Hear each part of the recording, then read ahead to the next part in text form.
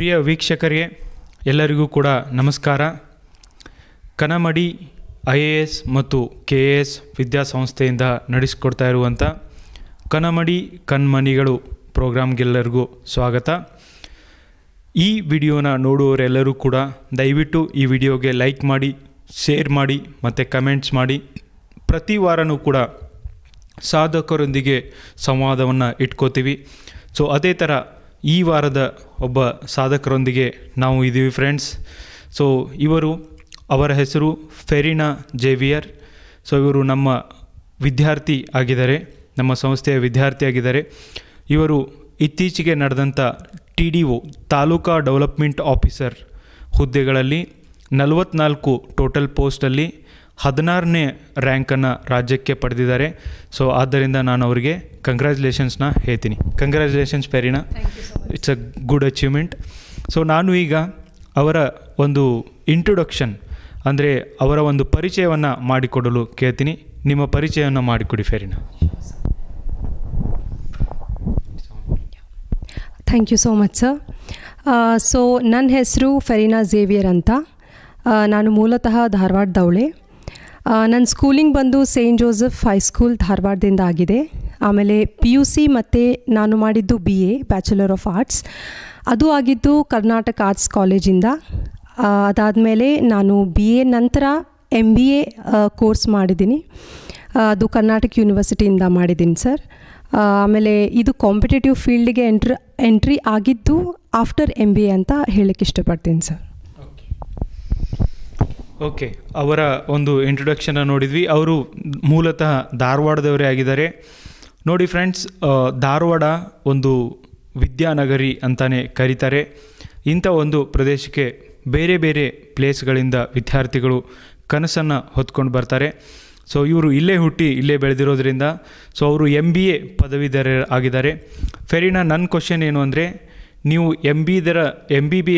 MBA ಪದವಿಯನ್ನು ಹೊಂದಿದ್ದು ಕೂಡ ಯಾಕೆ ಸ್ಪರ್ಧಾತ್ಮಕ ಪರೀಕ್ಷೆಗಳನ್ನು ಬರೀಬೇಕು, ಆಮೇಲೆ ಯಾವ ಒಂದು ಪರೀಕ್ಷೆಗಳನ್ನ ಬರೀಬೇಕು ಅಂತ ನಿಮಗನ್ನಿಸ್ತು? ಯಾವಾಗ ಈ ಕನಸು ಚಿಗುರೊಡೆದಿದ್ದು ನಿಮ್ಮ ಹತ್ರ? ಓಕೆ ಸರ್, ಸೊ ನಾನು ನಂದು PUC ಮತ್ತು BA ಆಗಿದ್ದು KCD ಅಂತಲೇ ಹೇಳಿದ್ದೆ ನಾನು. ಸೊ ಅಲ್ಲಿ ತುಂಬ ನಿಮ್ಗೆ ಗೊತ್ತಿರ್ಬೋದು, ಕಾಂಪಿಟೇಟಿವ್ ಫೀಲ್ಡ್ ಅಂದರೆ ತುಂಬ ಅಲ್ಲಿ ಎಲ್ಲ ಹಬ್ ಇರುತ್ತೆ. ಬಟ್ ನನಗೆ ಆ ಹಬ್ಬು ತಟ್ಟಿರಲಿಲ್ಲ. ಸೊ ನಾನು BA ಅನ್ನು ಮುಗಿಸ್ಕೊಂಡೆ, ಬಟ್ MBA ಫೀಲ್ಡಲ್ಲಿ ಸ್ವಲ್ಪ ಬೇರೆ ಪಾರ್ಟಿಸಿಪೇಷನ್ ಅಥವಾ ತುಂಬ ಆ್ಯಕ್ಟಿವ್ ಆಗಿ ಇರಬೇಕು ಅಂತ MBAಗೆ ನಾನು ಬಂದೆ. ಅದಾದ ನಂತರ ನನ್ನ ಮನಸ್ಸಲ್ಲಿ ನಾನು ಸಣ್ಣವಳಿದ್ದಾಗಿಂದ ಇತ್ತು ಏನಾದರೂ ಮಾಡಬೇಕು ಸೊಸೈಟಿಗೆ ಅಂತ. ಆದರೆ ಏನು ಮಾಡಬೇಕು, ಹೆಂಗೆ ಮಾಡಬೇಕು ಅನ್ನೋದು ಕ್ಲಾರಿಟಿ ಇದ್ದಿದ್ದಿಲ್ಲ ಸರ್. ಸೊ ಆಫ್ಟರ್ MBA ನನ್ನ PG ಆದ ನಂತರ ನಾನು PhD ಮಾಡಬೇಕು ಅಂತ ಅಂದ್ಕೊಂಡಿದ್ದೆ, ಬಟ್ ಅದು ಆಗಲಿಲ್ಲ. ಇನ್ ದ ಮೀನ್ ಟೈಮ್ ನಾನು ಕನ್ಮಾಡಿ ಇನ್ಸ್ಟಿಟ್ಯೂಟ್ ಅಂತ ಕಲ್ಯಾಣ ನಗರದಲ್ಲಿ ಇತ್ತು, ಅದು ಇದೆ ನಮ್ಮ ಇನ್ಸ್ಟಿಟ್ಯೂಟು. ಸೊ ನಿಮ್ಮ ಜೊತೆಗೆ ನನ್ನ ಭೇಟಿ ಆಯಿತು ಸರ್. ಆಮೇಲೆ ಕೆಲವೊಂದು ಸೆಷನ್ಸ್ಗಳಿಗೆ ಕೂತೆ ನಾನು. ಆಮೇಲೆ ಬಹುಶಃ ಒಂದು 10-12 ಕ್ಲಾಸ್ ಅಷ್ಟೇ ಇತ್ತು ಅನ್ಕೋತೀನಿ ನಾನು. ಅಲ್ಲಿ ಕೂತಾಗ ನೀವು ಸೊಸೈಟಿಗೆ ಹೇಗೆ ಕಾಂಟ್ರಿಬ್ಯೂಟ್ ಮಾಡೋದು ಅನ್ನೋದು ಒಂದು ಪಾತ್ ನನಗೆ ಗೊತ್ತಾಯಿತು ಸರ್. ಅದು ದ್ಯಾಟ್ ಇಸ್ ಸಿವಿಲ್ ಸರ್ವಿಸಸ್ ಅಂತ. ಸೊ KS ಅಂತ ನಾನು ಇಟ್ಟಿದ್ದೆ. ಆಮೇಲೆ ನಿಮ್ಮ ಜೊತೆ ಬಂದು ನಿಮ್ಮ ಸೆಷನ್ಸ್ಗಳು ಕೇಳಿ ಅಲ್ಲಿ ವಿದ್ಯಾರ್ಥಿಗಳನ್ನು ನೋಡಿ ಇನ್ಸ್ಪೈರ್ ಆಗಿ UPSCನೇ ಮಾಡಬೇಕು ಅಂತ ನಾನು ಅಂದ್ಕೊಂಡೆ ಸರ್. ಸೊ ಅದು ಒಂದು ಅಲ್ಲೇ ಮೊಳಕೆ ಇದಾಯಿತು ಸರ್ ನಂದು ಕನಸು, UPSC ಮಾಡಬೇಕು ಅಂತ. ಸೊ ಇದೇ ರೀತಿ ಕಾಂಪಿಟೇಟಿವ್ ಫೀಲ್ಡಿಗೆ ಎಂಟ್ರಿ ಆಗಿದ್ದು ಪೋಸ್ಟ್ MBA. ಸೊ ಇದು ನನಗೆ ಚೈಲ್ಡ್ಹುಡ್ ಡ್ರೀಮ್ ಅಥವಾ ಆಮೇಲೆ ಕಾಲೇಜಿಗೆ ಬಂದು ಡ್ರೀಮ್ ಏನೂ ಆಗಲಿಲ್ಲ, ಪೋಸ್ಟ್ PGನೇ ಆಗಿದ್ದು ಸರ್ ನಂದು ಡ್ರೀಮ್. ಓಕೆ, ಸೊ ಅವರು ಹೇಳಿದರು ಕನಮಡಿ ಇನ್ಸ್ಟಿಟ್ಯೂಟ್ಗೆ ಫೆರಿನಾ ಬಂದಿದ್ದು ನನಗೆ ನೆನಪಿದೆ ಫ್ರೆಂಡ್ಸ್ ತುಂಬಾ. ಆವಾಗ ಕೇವಲ ಒಂದು 10-12 ವಿದ್ಯಾರ್ಥಿಗಳು ಮಾತ್ರ ನಮ್ಮ ಹತ್ರ ಇದ್ದರು. ಆ ಸಂದರ್ಭದಲ್ಲಿ ಅವರು PhD ಮಾಡ್ತೀನಿ ಅಂದಾಗ ಸೋಷಿಯಲ್ ಸರ್ವಿಸ್ ಮಾಡಬೇಕು ಅಂತ ಅವರು ಮೋಟೋ ಇದ್ದಿದ್ದನ್ನು ನನಗೆ ಗೊತ್ತಾಯಿತು. ಆದ್ದರಿಂದ ನಾನು ಅವ್ರಿಗೆ ಹೇಳಿದೆ, ಯಾಕೆ ನೀವು ಸ್ಪರ್ಧಾತ್ಮಕ ಪರೀಕ್ಷೆಗಳನ್ನು ಬರೀಬಾರ್ದು ಅಂತ. ಸೊ ಇನಿಷಿಯಲಿ ನೋ ಸರ್, ನಾನು PhD ಮಾಡ್ತಿದ್ದೀನಿ ಅಂತ ಅವ್ರು ಹೇಳಿದರು. But again I convinced Har. Okay, somehow I convinced her. So ಅದು ಆದಮೇಲೆ ಅವರು ಕಾಂಪಿಟೇಟಿವ್ ಎಕ್ಸಾಮ್ಗೆ ಪ್ರಿಪೇರ್ ಮಾಡೋಕ್ಕೆ ಪ್ರಾರಂಭಿಸಿದರು. ಅದನ್ನೆಲ್ಲ ನಿಮಗೆ ಹೇಳಿದರು ಫ್ರೆಂಡ್ಸ್. ಇನ್ನು UPSC ಜರ್ನಿ ಹೇಗಿದೆ, ಅವರು ಇಲ್ಲಿವರೆಗೂ ಇನ್ಫ್ಯಾಕ್ಟ್ ಕ್ಲಿಯರ್ ಮಾಡಿಲ್ಲ ಅಂದರು, ಯು ಪಿ ಎಸ್ ಸಿಯಲ್ಲಿ ಪಾಸ್ ಆಗಿಲ್ಲ ಅಂದರೂ ಕೂಡ ಆ ಒಂದು ಅವರು ಓದ್ತಾ ಇರೋದು ಅವ್ರ ಪ್ರಿಪ್ರೇಷನ್ ಯಾವ ಥರ ಅವ್ರ ಲೈಫ್ಗೆ ಹೆಲ್ಪ್ ಆಗಿದೆ, so how it will be helpful ಅನ್ನುವಂಥ ಒಂದು 4 ಮಾತುಗಳನ್ನು ಕೂಡ ಅವರು ನಮ್ಮೊಂದಿಗೆ ಶೇರ್ ಮಾಡ್ಕೋತಾರೆ friends. Sure sir. U P S C ಅಂದರೆ ನಮ್ಮ ಸೊಸೈಟಿಯಲ್ಲಿ ಏನು ಹೇಳ್ತಾರಂದರೆ ಕೋಚಿಂಗ್ ತೊಗೊಂಡಿದ್ದೀರಾ ಅಂತ ಕೇಳೋದು ಪ್ರಶ್ನೆ ಮೊದಲು ಸರ್.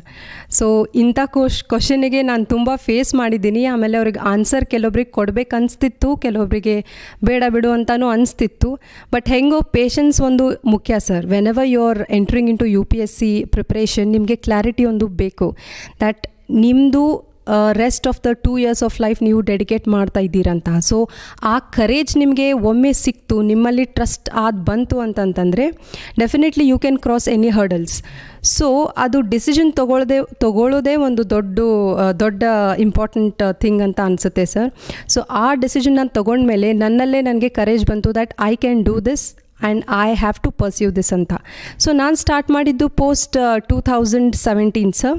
ಡೆಫಿನೆಟ್ಲಿ ಹೇಳಬೇಕಂದ್ರೆ 2018 ಜನವರಿಯಿಂದ ನಿಮಗೆ ಭೇಟಿಯಾಗಿ ನಾನು ಸ್ಟಾರ್ಟ್ ಮಾಡಿದ್ದು, ನಿಮ್ಮಿಂದ ಇನ್ಸ್ಪಿರೇಷನ್ ತೊಗೊಂಡು. So U P S C ಅಂತ ಸ್ಟಾರ್ಟ್ ಮಾಡಿದೆ. ಕೋಚಿಂಗ್ ಅಂತೂ ಏನು ತೊಗೊಂಡಿಲ್ಲ ಸರ್. ನಿಮ್ಮ ಕ್ಲಾಸಿಗೆ ನಾನು ಬಂದಿದ್ದು, ಕೆಲವೊಂದು ಸೆಷನ್ಸಿಗೆ ಬಂದಿದ್ದು, ಆಮೇಲೆ ನೀವೇ ಗೈಡೆನ್ಸ್ ಕೊಡ್ತೀರಾ. ಅಲ್ಲಿಂದನೇ ನಾನು ಸ್ಟಾರ್ಟ್ ಮಾಡಿದ್ದು ಬುಕ್ಸ್ ಕಲೆಕ್ಷನ್ ಮಾಡೋದು ಅಥವಾ ದ ಹಿಂದೂ ಹೇಗೆ ಓದೋದು. ಸೊ ಸ್ವಲ್ಪ ಟೈಮ್ ತೊಗೊಳ್ತು ಸರ್ ಇನ್ ದ ಬಿಗಿನಿಂಗ್. ಆಮೇಲೆ ಇನ್ ದ ಮೀನ್ ಟೈಮ್ ನಾ ಮಾಡ್ತಾ ಇನ್ನೂವರೆಗೂ ಪ್ರಯತ್ನ ಮಾಡ್ತಾ ಇದ್ದೀನಿ sir. In the mean time ನನಗೆ ಈ TDO ಅಂತ ಒಂದು ಜಾಬ್ ಬಂತು ಸರ್. ಇದು MBA ಮೇಲೆ ಇತ್ತು. ಸೊ ನಾನೇನು ಅಂದ್ಕೊಂಡೆ, ಇಲ್ಲ KPSC ಅವ್ರು ಕರೆದಿದ್ದಾರಲ್ವಾ, ಇರಲಿ ಬಿಡು, ನಾನು ಹೆಂಗೋ UPSC ಮಾಡ್ತಾಯಿದ್ದೀನಿ, ಬೇಡ ಅಂತ ಅಂದ್ಕೊಂಡಿದ್ದೆ. ಬಟ್ ನೀವು ನನಗೆ ಪ್ರೋತ್ಸಾಹಿಸಿ ಇಲ್ಲ ನೀವು ಬರೀಲೇಬೇಕು ಅಂತ ಹೇಳಿದರು. ಸೊ ಟುಗೆದರ್ ವಿತ್ UPSC ನಾನು ಈ TDO ಪೋಸ್ಟನ್ನು ಬರೆದೆ ಸರ್. ಬರೆದಾದ್ಮೇಲೆ ಗೊತ್ತಾಯಿತು ದ್ಯಾಟ್ ಇಂಥ ಒಳ್ಳೆ ಪೋಸ್ಟ್ಗಳು ಇದ್ದಾವೆ, ಕರಿತಾ ಇದ್ದಾರೆ KPSCಯಲ್ಲಿ ಅಂತ, why don't I give a shot ಅಂತ ಅನಿಸ್ತು. ಸೊ ಇದು ಬರೆದೆ ನಾನು. ಬರೆದು ನನಗೆ ಇಂಟರ್ವ್ಯೂ ಕಾಲ್ ಬಂದಾಗ ನಿಮ್ದು ಬಂತು ಸರ್. ನನಗೆ ನೀವು ಹೇಳಿದ್ದಿಲ್ಲ ಅಂದರೆ ನಾನು ಬಹುಶಃ ಬರೀತಿದ್ದಿಲ್ಲೇನೋ. ಸಿಲೆಕ್ಟ್ ಆಯಿತು, ಇಂಟರ್ವ್ಯೂನೂ ಆಯಿತು. ಹಾಗಾಗಿ ಇದು UPSCಯಿಂದ TDO ತನಕ ಬಂತು ಸರ್. ಬಟ್ ಸ್ಟಿಲ್ UPSC ಅಂದರೆ ಇದೆ ಅದು journey. I am still working on it sir. Yeah okay friends, ಅವರು ಹೇಳ್ತಾ ಇದ್ರು ನೋಡಿ, ಬಹಳಷ್ಟು ಜನ ಏನು ಹೇಳ್ತಾರೆ ಅಂದರೆ ನೀವು UPSC ಮಾಡಬೇಕು ಅಂದರೆ ಡೆಲ್ಲಿಗೆ ಬೆಂಗಳೂರಿಗೆ ಹೋಗಿ ನೀವು ಕೋಚಿಂಗ್ ತೊಗೊಂಡಿಲ್ಲ ಅಂದರೆ ಆಗೋದಿಲ್ಲ ಹಾಗೆ ಹೀಗೆ ಅಂತ. But friends, it is my dream also. ಏನಂದರೆ ನೋಡಿ, ನಾನು ದೆಹಲಿಯಲ್ಲೇ ಹೋಗಿಬಿಟ್ಟು ಕೋಚಿಂಗ್ ತೊಗೊಂಡಿದ್ದು. ಆದರೆ ನನ್ನದೊಂದು ಕನಸಿದೆ, ಏನಂದರೆ ಧಾರವಾಡದಂಥ ಊರಲ್ಲೂ ಕೂಡ IAS ಯಾರಾದರೂ ಪ್ರಿಪೇರ್ ಮಾಡ್ತಾರೆ ಅಂದರೆ ಕನ್ನಡ ಮಾಧ್ಯಮದಲ್ಲಿ, ಸೊ ಅವ್ರಿಗೆ ನಾನು ಪ್ರೋತ್ಸಾಹಿಸಬೇಕು ಅಂತ. ನಮ್ಮ ಇನ್ಸ್ಟಿಟ್ಯೂಟಲ್ಲಿ ಯಾವತ್ತೂ ಕೂಡ ನಿಮಗೆ ಕನ್ನಡ ಮಾಧ್ಯಮದ ಪ್ರತಿಯೊಂದು ಗೈಡೆನ್ಸು ಸಿಗುತ್ತೆ ಫ್ರೆಂಡ್ಸ್. ನಮ್ಮ ಒಂದು ಸಂಸ್ಥೆಯಲ್ಲಿ ಎಕ್ಸಾಮ್ನ ಕಂಡಕ್ಟ್ ಮಾಡ್ತೀವಿ, ಕ್ಲಾಸಸ್ನ ರನ್ ಮಾಡ್ತೀವಿ UPSCಗೆ ಅಂತ ಹೇಳ್ಬಿಟ್ಟು. ಕನ್ನಡ ಮಾಧ್ಯಮದಲ್ಲಿ GS ಕ್ವಶನ್ಸ್ ಆನ್ಸರ್ಸ್ ಬರೆದಿದ್ದನ್ನು ಕೂಡ ಇವ್ಯಾಲ್ಯೂಯೇಟ್ ಮಾಡ್ತೀವಿ. ಕನ್ನಡ ಸಾಹಿತ್ಯ ತರಗತಿಗಳನ್ನು ಕೂಡ ನಡೆಸ್ತೀವಿ. ನಮ್ಮ ವಿದ್ಯಾರ್ಥಿಗಳು ಪ್ರಿಲಿಮ್ಸ್ ಪಾಸಾಗಿ ಮೇನ್ಸ್ಗೆ ಹೋಗಿ ಇಂಟರ್ವ್ಯೂ ಕೂಡ ಅಟೆಂಡ್ ಆಗಿದ್ದಾರೆ ಫ್ರೆಂಡ್ಸ್. ಸೊ ಬಹಳಷ್ಟು ನಮಗೆ ಹೆಮ್ಮೆ ಇದೆ. But we are waiting for top rankers. Okay, ನಮ್ಮ ಒಂದು ಸಂಸ್ಥೆಯಲ್ಲಿ ಓದಿದಂಥ ವಿದ್ಯಾರ್ಥಿಗಳು UPSCಯಲ್ಲಿ ಟಾಪ್ ಬರೋಕ್ಕೆ ನಾವೆಲ್ಲ ಪ್ರಯತ್ನಗಳನ್ನು ಕೂಡ ಮಾಡ್ತಿದ್ವಿ. ಆಮೇಲೆ ಡೆಫಿನೆಟ್ಲಿ ನೆಕ್ಸ್ಟ್ ಇಯರಲ್ಲಿ ಅಂಥ ಒಂದು ಫೀಟ್ನ ಫೆರಿನಾ ಆಗಿರ್ಬೋದು, ಆ್ಯಂಡ್ ಅಪೇಕ್ಷಾ ಆಗಿರ್ಬೋದು, ಸುಷ್ಮಾ ಆಗಿರ್ಬೋದು, ಬಹಳಷ್ಟು ವಿದ್ಯಾರ್ಥಿಗಳು, ನಾಗರಾಜ್ ಅಂತ ಇದ್ದಾರೆ, ಓಕೆ, ಸೊ ಸುಮಿತ್ ಅಂತ ಇದ್ದಾರೆ. ಸೊ ಆ ಎಲ್ಲ ವಿದ್ಯಾರ್ಥಿಗಳ ಮೇಲೆ ನನಗೆ ನಂಬಿಕೆ ಇದೆ, ಅವರು ಒಂದು ಟಾಪ್ ರ್ಯಾಂಕಲ್ಲಿ ಬರ್ತಾರೆ ಅಂತ. ಸೊ ನಿಮಗೆ ಯಾರಿಗಾದರೂ ಸಹಾಯ ಬೇಕು ಅಂದರೆ ಅದರಲ್ಲೂ UPSC ಎಕ್ಸಾಮ್ಗೆ ಡೆಫಿನೆಟ್ಲಿ ಬರ್ಬೋದು. ಆಮೇಲೆ TDO taluka development officer exam ಕರೆದಾಗ ನಾನು ಫೆರಿನಾಗೆ ಹೇಳಿದ್ದು ಇದು MBA ಮೇಲಿದೆ, ಸೊ ಇದನ್ನು ಬರೀರಿ ಅಂತ ಹೇಳ್ಬಿಟ್ಟು.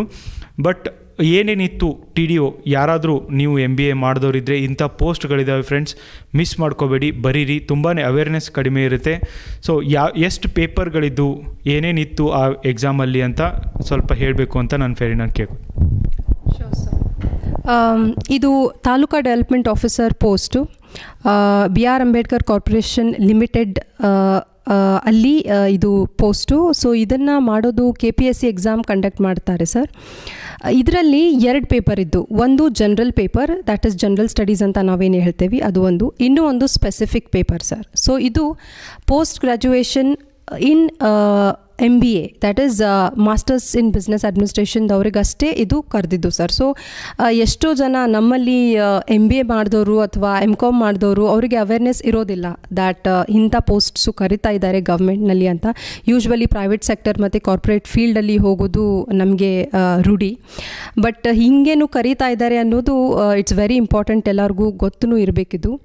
ಸೊ ಈ TDO ಪೋಸ್ಟಲ್ಲಿ 2 ಪೇಪರ್ ಇದ್ದು ನಾ ಹೇಳಿದ ಹಾಗೆ. ಒಂದು ಜನರಲ್ ಸ್ಟಡೀಸ್, ಇಲ್ಲಿ ಎಲ್ಲ ಥರದ ಕ್ವೆಶನ್ಸ್ ಕೇಳ್ತಾರೆ. ನ್ಯಾಷನಲ್ ಈವೆಂಟ್ಸ್ ಇರ್ಬೋದು, current affairs, history, economy, geography, environment science, ಆಮೇಲೆ ಬೇರೆ ಬೇರೆ ಕರೆಂಟ್ ಅಫೇರ್ಸ್, ಕರೆಂಟ್ ಅವಾರ್ಡ್ಸ್ ಯಾರಿಗೆ ಸಿಕ್ಕಿದೆ ಅದೆಲ್ಲ ಮಿಕ್ಸ್ ಆಗಿರುತ್ತೆ ಜನರಲ್ ಪೇಪರಲ್ಲಿ. ಆಮೇಲೆ ಸ್ವಲ್ಪ ಆ್ಯಪ್ಟಿಟ್ಯೂಡು ಇರುತ್ತೆ.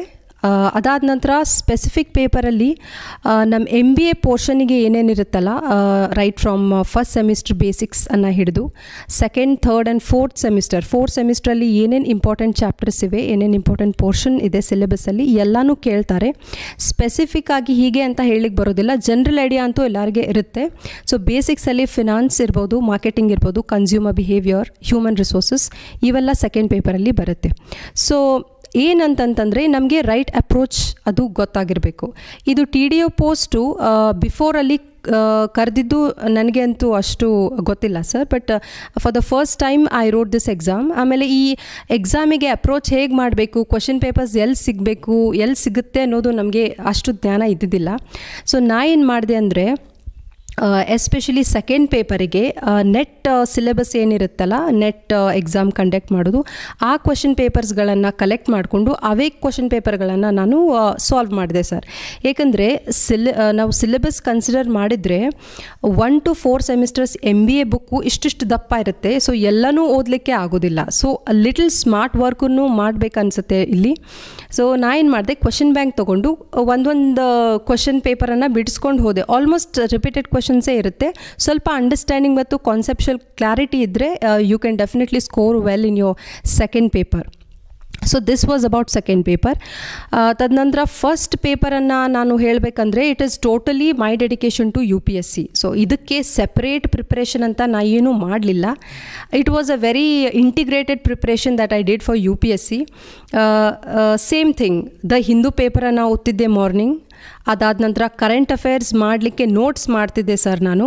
ಅದನ್ನು ನೋಟ್ಸ್ ಮಾಡಿ ಕೆಲವೊಂದು ಟ್ರಯಲ್ ಆ್ಯಂಡ್ ಎರರೂ ಇರುತ್ತೆ. ಸೊ ಟ್ರಯಲ್ ಆ್ಯಂಡ್ ಎರರ್ ಮಾಡುವಾಗ ನಾವು ತುಂಬಾ ಆರ್ಟಿಕಲೇ ಬರೆದು ಬಿಡ್ತೀವಿ. ಸೊ ಅದು ತಪ್ಪು ಮಾಡಬಾರ್ದು, ತುಂಬ ಟೈಮ್ ವೇಸ್ಟ್ ಆಗುತ್ತೆ. ಇಲ್ಲಿ ನಮಗೇನು ಗೊತ್ತಾಗಬೇಕಾಗುತ್ತೋ ಅದು ಇಂಥ ಇನ್ಸ್ಟಿಟ್ಯೂಟಲ್ಲಿ ನಿಮ್ಮಂಥವ್ರು ಇರಲಿ ಅಥವಾ ಬೇರೆ ಬೇರೆ ಸಾಕಷ್ಟು ವೀಡಿಯೋಸ್ಗಳಿವೆ ಸರ್, ಅದನ್ನು ನೋಡಿ ನಾವು ರೆಫರ್ ಮಾಡ್ಬೋದು. ಸೊ ನಾನು ಒಂದಿಷ್ಟು ವೀಡಿಯೋಸ್ಗಳನ್ನು ನೋಡಿ ರೆಫರ್ ಮಾಡಿ ನನ್ನದೇ ಆದಂಥ ನೋಟ್ಸನ್ನು ಮಾಡಿ ಅದನ್ನೇ ರಿವೈಸ್ ಮಾಡ್ತಿದ್ದೆ. So the key to success in this competitive examination is revision. First syllabus ಅರ್ಥ ಮಾಡಿಕೊಂಡು ಕ್ವಶನ್ ಪೇಪರ್ಸ್ ಸಾಲ್ವ್ ಮಾಡಿ ಮಾಕ್ ಪೇಪರ್ಸನ್ನು ನಿಮ್ಮ ಇನ್ಸ್ಟಿಟ್ಯೂಟಲ್ಲೇ ಕೊಡ್ತಿದ್ದೆ, ಅದು UPSCಗೆ ಕೊಡ್ತಿದ್ದೆ. ಡೆಫಿನೆಟ್ಲಿ TDO ಅಲ್ಲಿ ಇದು ತುಂಬ ಹೆಲ್ಪ್ ಆಗಿದೆ, ಪ್ಲಸ್ ರಿವಿಷನ್. ಸೊ ಅದನ್ನೇ ನಾನು ರಿವೈಸ್ ಮಾಡ್ತಾ GSಗೆ ನಾನು ಎಫರ್ಟ್ ಹಾಕಬೇಕು ಅಂತ ಆಗಲಿಲ್ಲ, ಯಾಕಂದರೆ already I have put effort in UPSC. So ಅದು ಬಹುಶಃ ಇಲ್ಲಿ ಫಲವತ್ತಾಗಿ ಬಂದಿದೆ TDOಗೆ. ಸೊ ಇಷ್ಟೇ ಸರ್, GS ಪೇಪರ್ 1 ಅಂತ ಟೋಟ್ಲಿ ಡೆಡಿಕೇಟೆಡ್ ಟು UPSC.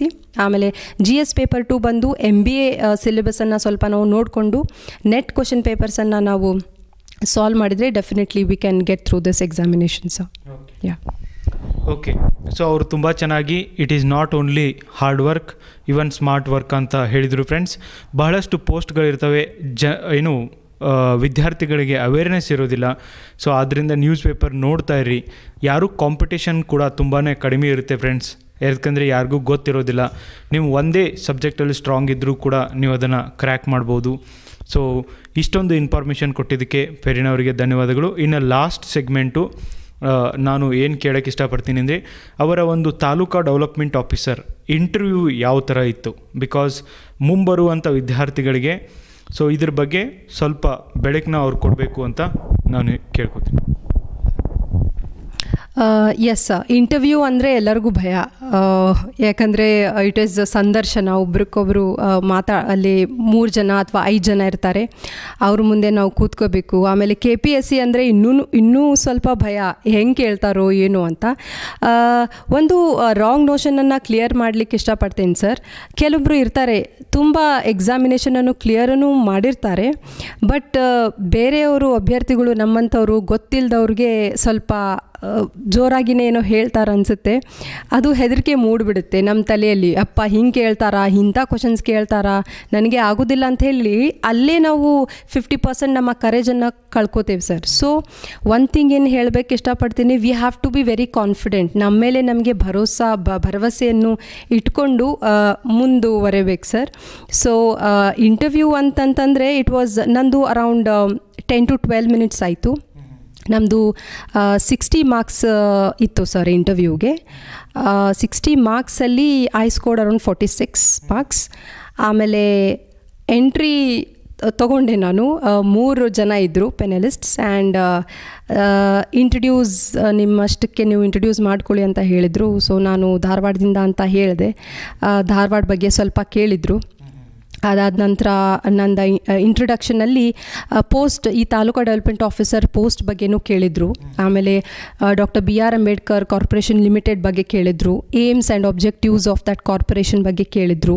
ಆಮೇಲೆ ಅಲ್ಲಿ ಸೋಷಿಯಲ್ ಡೆವಲಪ್ಮೆಂಟ್ ಅಂತಂದ್ರೇನು, ಎಕನಾಮಿಕ್ ಡೆವಲಪ್ಮೆಂಟ್ ಅಂತಂತಂದ್ರೇನು, ಆಮೇಲೆ ಅಲ್ಲಿ ಬರುವಂಥ ಬೇರೆ ಬೇರೆ ಜನಾಂಗಗಳು, ಆ ಕಾರ್ಪೊರೇಷನಲ್ಲಿ ಬರುವಂಥ SC ಈ ಮಾರ್ಜಿನಲ್ಲಿ ಬರುವಂಥ ಬೇರೆ ಬೇರೆ ಕಾಸ್ಟ್ಸ್ ಬಗ್ಗೆ ಕೇಳಿದರು ಸರ್. ಅದನ್ನು ಸ್ವಲ್ಪ ನಾವು ಡೆಫಿನೆಟ್ಲಿ ನಾವು ಎದ್ರ ಬಗ್ಗೆ ಏನೋ ಹೇಳಲಿಕ್ಕೆ ಹೊರಡ್ತಾ ಇದ್ದೀವಿ ಅಂದರೆ ಅದ್ರ ಬಗ್ಗೆ ನಮಗೆ ಗೊತ್ತಿರಬೇಕು. ಅದು ಪೋಸ್ಟೇ ಆಗಿರಲಿ ಅಥವಾ ನೀವು ಬರುವಂತಹ ಫೀಲ್ಡ್ ಆಗಿರಲಿ, ನೀವು ಎಲ್ಲಿಂದ ಬರ್ತಾ ಇದ್ದೀರಿ, ಎಲ್ಲಿಗೆ ಹೋಗ್ತಾ ಇದ್ದೀರಿ, ಅದ್ರ ಬಗ್ಗೆ ಸ್ವಲ್ಪ ನಿಮಗೆ ಇನ್ಫಾರ್ಮೇಷನ್ ಇದ್ದರೆ ತುಂಬ ಈಸಿಲಿ ಅವರಿಗೆ ನಾವು ಕಮ್ಯುನಿಕೇಟ್ ಮಾಡಬೇಕು ಸರ್.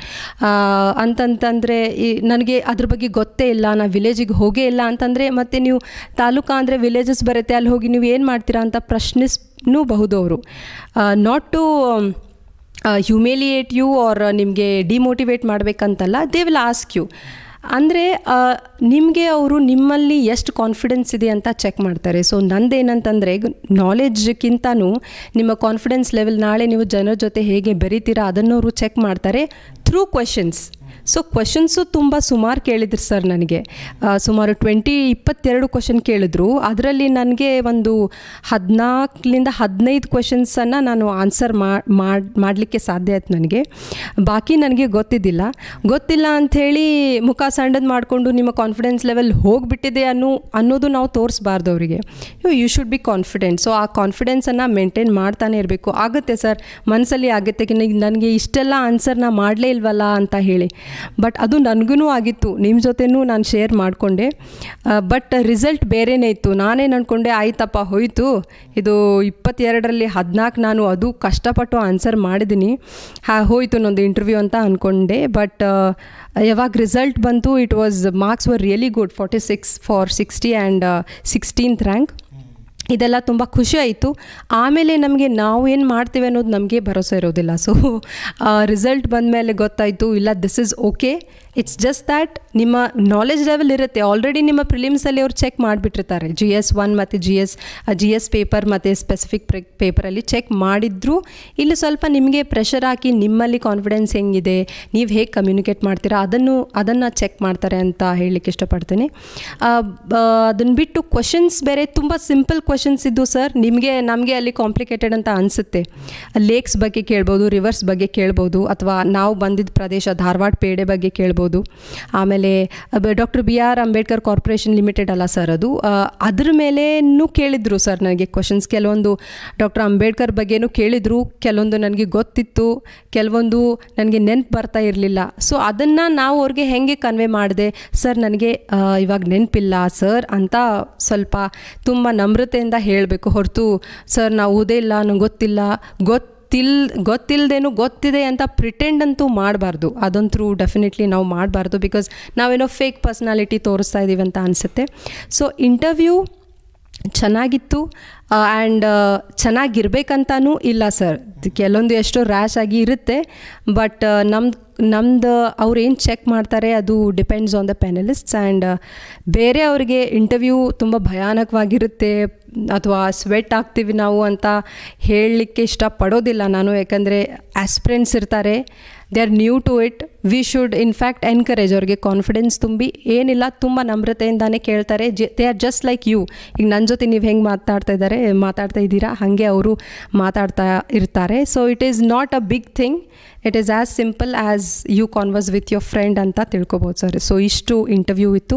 ಆಮೇಲೆ ಇನ್ನೊಂದು ನಿಮಗೆ ಥ್ಯಾಂಕ್ಸ್ ಹೇಳಬೇಕಂತ ಇಷ್ಟಪಡ್ತೀನಿ. ಇಂಟರ್ವ್ಯೂ ಆಗಬೇಕು ಅದ್ರ ಹಿಂದಿನ ದಿನ ನೀವು ನನಗೆ ಮಾಕ್ ಇಂಟರ್ವ್ಯೂ ತೊಗೊಂಡ್ರಿ. ಸೊ ನಾನು ಹೆದರಿಬಿಟ್ಟಿದ್ದೆ ತುಂಬ, ಯಾಕಂದರೆ ಕೆಲವೊಬ್ಬರಿದ್ರು ನನಗೆ ತಲೆ ತುಂಬಿದ್ರು, ಹಂಗಿರೋದಿಲ್ಲ, ಹಿಂಗಿರುತ್ತೆ, ನಿಮಗೆ ಸ್ಟ್ರೆಸ್ ಹಾಕ್ತಾರೆ, ಅದನ್ನು ಮಾಡ್ತಾರೆ. No stress, nothing. ಆರಾಮ್ಸೆ ನೀವು ನನಗೆ ತುಂಬ ಎನ್ಕರೇಜ್ ಮಾಡಿದ್ರಿ ಹಿಂದಿನ ದಿವಸ. ಸೊ ಆ ಕಾನ್ಫಿಡೆನ್ಸ್ ಇಟ್ಕೊಂಡೆ ನಾನು ಹೋದೆ. ಆಮೇಲೆ ಇಂಟರ್ವ್ಯೂ ಆದಮೇಲೆ ನಿಮಗೆ ಫಸ್ಟ್ ಕಾಲ್ ಮಾಡಿ ನಾನು ಹೇಳಿದ್ದು, ಬಟ್ ಆವಾಗೂ ನಾನು ತುಂಬ ಸ್ಟ್ರೆಸ್ಡ್ ಔಟ್ ಇದ್ದೆ. ನೀವು ಹೇಳಿದ್ರಿ ಇಲ್ಲ ಅದು ಹಾಗೆ ಆಗುತ್ತೆ, ಬಟ್ ರಿಸಲ್ಟ್ ಇಸ್ ಡಿಫ್ರೆಂಟ್ ಅಂತ. ಸೊ ದ ರಿಸಲ್ಟ್ ಡಿಫ್ರೆಂಟ್ನೇ ಇತ್ತು. ಆಮೇಲೆ I have to thank this institute and ಲೈಬ್ರರಿಗೆ ನಾನು ಇಲ್ಲಿ ಬರ್ತಿದ್ದೆ, ಇಲ್ಲೇನೂ ಓದಿದ್ದೀನಿ. So it feels like home sir. Thank you so much. Okay friends, ಹೇಳಿದರು ಅವರು ಯಾವ ಥರ ಅವ್ರದ್ದು ಜರ್ನಿ ಇತ್ತು ಅಂತ. ಆಮೇಲೆ ಇಂಟರ್ವ್ಯೂ ಅಂದರೆ it is a personality test friends, not a knowledge test. Okay, ನೀವು ಯಾವ ಥರ ರಿಯಾಕ್ಟ್ ಮಾಡ್ತೀರಾ, ನಿಮ್ಗೊಂದು ಆನ್ಸರ್ ಗೊತ್ತಿದೆ ಅಂದರೆ ಯಾವ ಥರ ನೀವು ಬರುತ್ತೆ ಅಂತ ಹೇಳ್ತೀರಿ. ಬರೋದಿಲ್ಲ ಅಂದಾಗ ನಿಮ್ಮ ರಿಫ್ಲೆಕ್ಷನ್ ಏನಿರುತ್ತೆ ಅಂತ ಚೆಕ್ ಮಾಡ್ತಾರೆ ಹೊರತು ಅದನ್ನು ಬಿಟ್ಟು ನಾನು ಎಲ್ಲ ಕ್ವಶನ್ಗೂ ಸರಿಯಾಗಿ ಉತ್ತರ ಮಾಡಬೇಕು ಅಂತ ಯಾವತ್ತೂ ಇಂಟರ್ವ್ಯೂಗೆ ಹೋಗಬಾರ್ದು. ಹಿಂದಿನ ದಿನ ಫೆರಿನಾ ಕೂಡ ಬಂದಿದ್ದು, ಆವಾಗ ನಾನು ಜಸ್ಟ್ ಅದನ್ನಷ್ಟೇ ಹೇಳಿದ್ದು, keep your basics, that's it. ಅದ್ರ ಮೇಲೆ ನೀವು ಇಂಟರ್ವ್ಯೂನ ಕರೆಕ್ಟಾಗಿ ಮಾಡ್ಬೋದು ಅಂತ. ಸೊ ಅದ್ರ ಮೇಲೆ ಅವ್ರು ಮಾಡಿದರು. ಆಮೇಲೆ ಸಕ್ಸಸ್ ಕೂಡ ಆದರು. ನಮಗೂ ಕೂಡ ತುಂಬಾ ಖುಷಿ ಇದೆ. ಸೊ ಅವರು ಈಗ ನಮ್ಮ ಒಂದು ಫ್ಯಾಕಲ್ಟಿ ಕೂಡ ಆಗಿದ್ದಾರೆ, ನಮ್ಮ ಟೀಮಲ್ಲಿ ಒಬ್ಬ ಮೆಂಬರ್ ಕೂಡ ಆಗಿದ್ದಾರೆ. ಸೊ ಜಾಬಲ್ಲಿ ಇದ್ದರೂ ಕೂಡ ಅವರು ನಮ್ಮ ಸಂಸ್ಥೆಯೊಂದಿಗೆ ಇದೇ ಥರ ಮುಂದುವರಿತಾರೆ ಅಂತ ನಾವು ಹೇಳ್ತೀವಿ friends. So thank you so much Ferina for experience, for sharing your experience of taluka development officer. ಮುಂಬರುವ ಯಾರಾದರೂ ಎಕ್ಸಾಮ್ ಬರೆಯೋರಿದ್ದರೆ ಅವ್ರಿಗೆ ಇದು ತುಂಬಾ ಉಪಯೋಗ ಆಗುತ್ತೆ.